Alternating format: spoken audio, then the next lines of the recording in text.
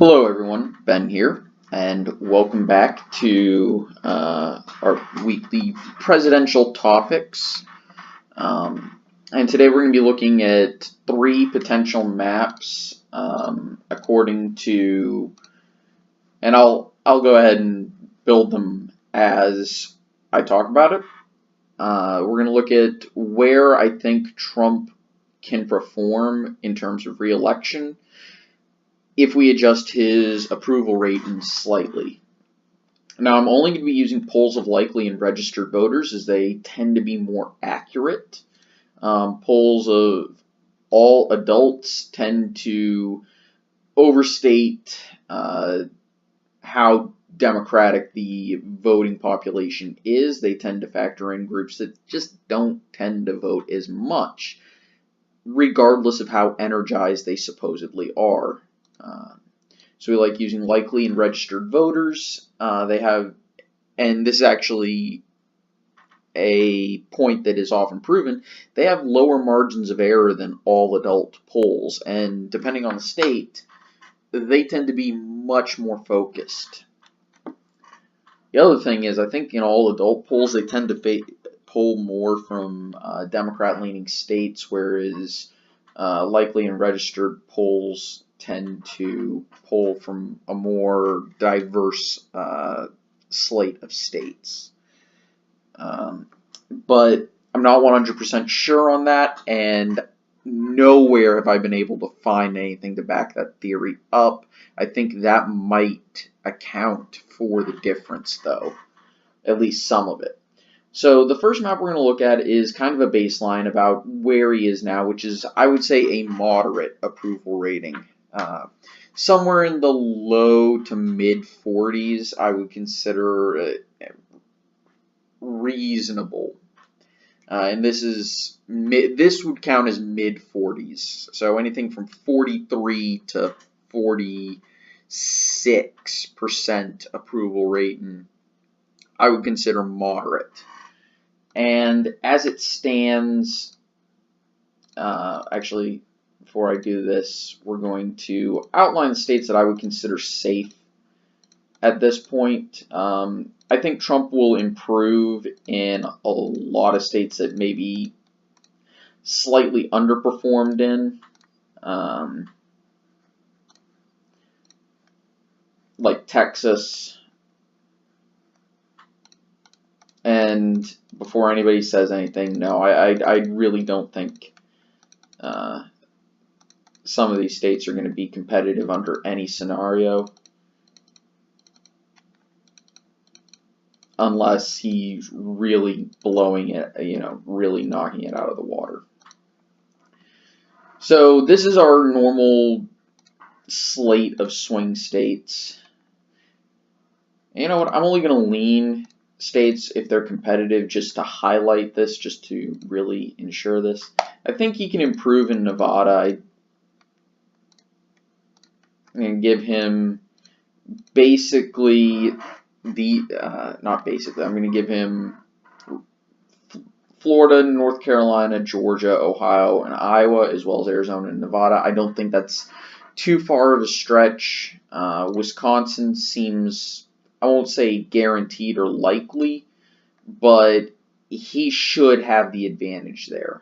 I think he'll have the advantage in the 2nd district in Maine. I'm not sure how much of an advantage, but he won it by like 10 if I remember correctly. We're going to only lean the state at large to the Democrat, whoever it may be. We're going to lean Minnesota to the Democrats, as well as Michigan and Virginia. And Pennsylvania is the weird one. I'm just going to lean it towards Trump because that's where that's where it is in my baseline video, which I've updated a few times. And it uses historical elections as well as the recent trend, and the fact that incumbents tend to have an advantage anyway, even if they are unpopular. I forgot Hawaii is safe Democrat. So this is the map we reasonably look at with Trump at 290 or 296. Actually, I'm going to go ahead and flip Nevada to the Democrats just to be on the safe side. So basically Trump wins everything he won in 16 other than Michigan.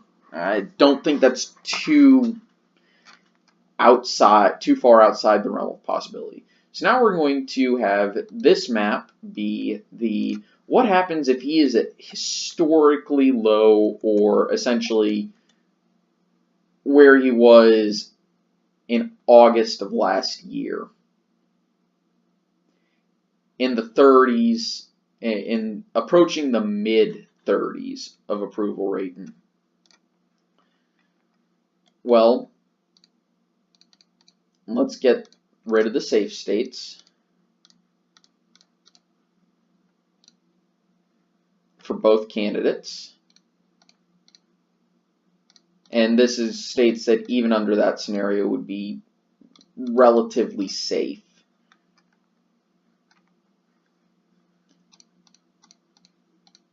As in, he would only have to invest minimal resources in order to carry them.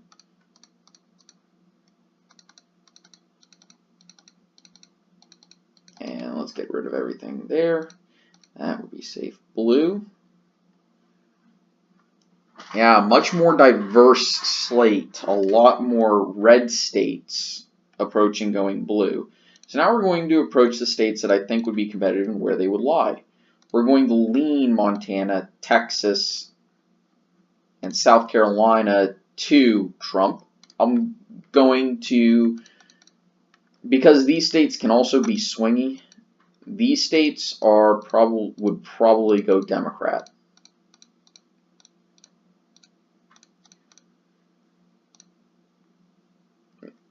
We're going to go ahead and lean New Hampshire. We're going to lean both of these to the Democrat. Virginia for sure. May as well include these. And as you can see, the Democrat is already at 300 essentially. Actually, over 300. I almost always forget to fill in Hawaii for some reason. And this is where it starts getting bad. North Carolina, Florida. I'm going to say that Trump would still carry Georgia, but Arizona would probably flip. And that's just not pretty. And actually, I kind of forgot that maybe that 2nd district in Nebraska would flip too. So, yeah, this is McCain-Romney levels bad. Or, this is McCain-Obama levels bad for the Republicans. You know, you'd risk losing Senate seats in the Deep South. You'd risk losing Senate seats that you've held in this area for a long time at that rate. Especially if you were able to get, say, a strong local candidate in one of these states.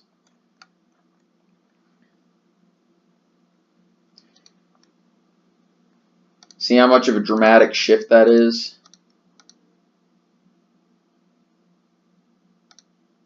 Oops. I can quickly pull up another one and pretty much recreate that map. Sorry about that. I'm going to say that's about a 35 to a 38%. That's safe. Sorry.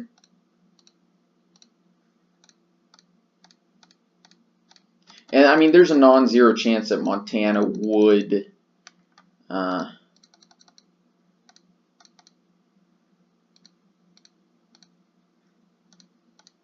go blue. I mean, especially if you were to get a Democrat who was competitive in the Mountain West. There we go. And so you look at the difference in the maps. Oh. Huh. Oops. Oh, that's fixable.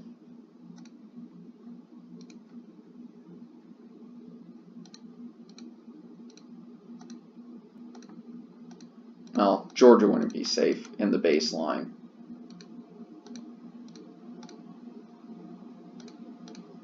There we go. There we go. No, that needs to lean blue. Yeah, I kind of messed that up by accidentally deleting a few things. Or not deleting, but there we go. Fixed.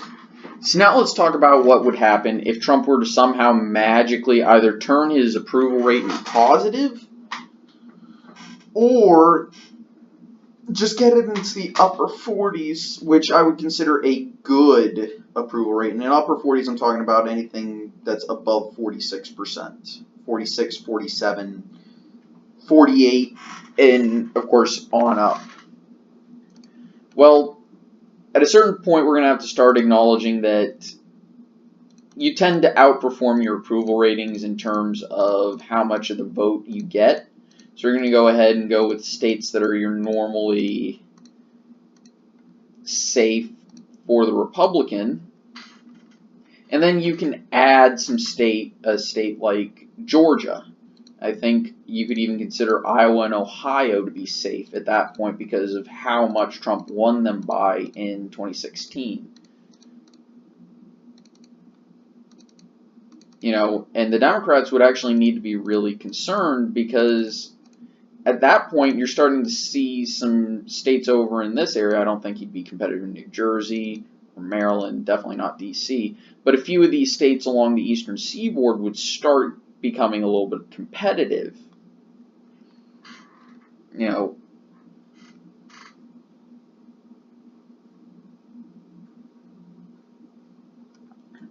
so we're going to go ahead and give Arizona, oops, I'm going to turn this over to here. You know, you get Arizona, Nevada would still be there. I think Colorado would still go blue, but just ever so close. You get the whole upper Midwest. I'd even say you'd get Minnesota. We're going to give Trump North Carolina and Florida for obvious reasons.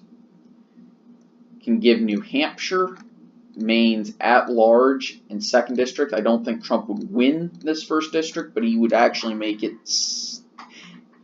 in air quotes, competitive. It would be on the borderline of being competitive.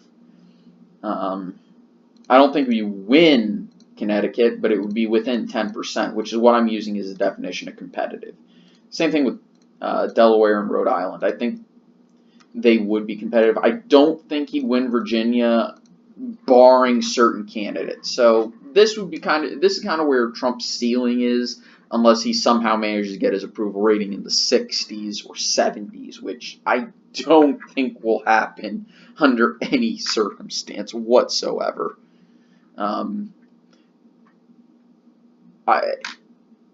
If I was wrong in that, that would be the craziest thing. But as you can see, I'm not really leaving the conventional wisdom a lot. And the truth is, I think Trump is going to be somewhere in between these two, with an outside shot of being in between these two. But I think Trump's going to mostly stay where he is. As you can see, after a really bad period,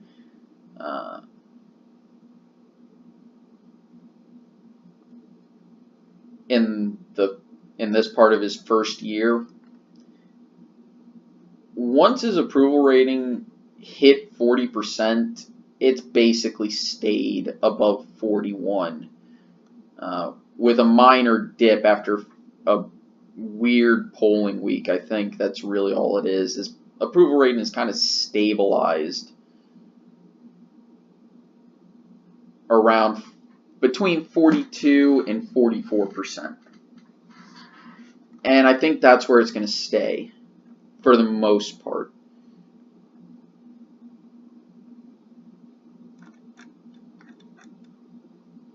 Anyway, I want to say thank you so much for watching. I hope you guys enjoyed. Take it easy. I'll see you guys next time, and see you on Seller Sparks channel on Sunday. I got the day wrong. I thought it was Saturday. It's Sunday, actually. Take it easy, y'all.